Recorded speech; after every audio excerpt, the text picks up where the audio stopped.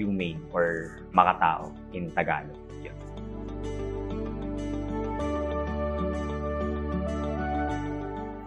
I always remember nung bata ko, lagi akong nakakatulog sa sala namin. And then, magugulat na lang ako, kinabukasan nasa kama na ako. So parang doon pa lang, it shows na gusto lagi ni Papa comfortable ako sa buhay. And up until now na malaki na ako, it shows pa rin na gusto niya comfortable ako sa buhay and komportable ako.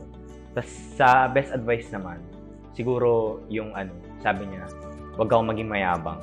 Kasi sabi nga niya, lahat ng tao may napatunayan na. So, ang tanging paraan na lang para ipakita mo na may napatunayan ka o may kakayanan ka umunawa ay magpakumbaba ka. Ganun.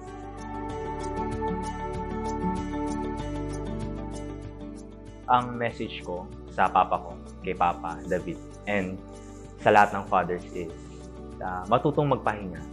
Kasi all my life, si Papa, and siguro yung mga iba na ring anak, bihira pa nila makita yung mga tatay nila na magpahinga.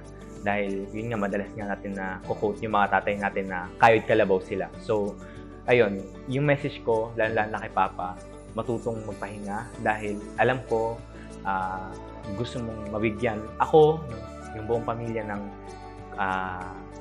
komportable at masayang buhay, pero deserve nyo rin, hindi lang ikaw, kundi lahat ng tatay sa mundo na magkaroon ng pahinga at some point in time in their lives.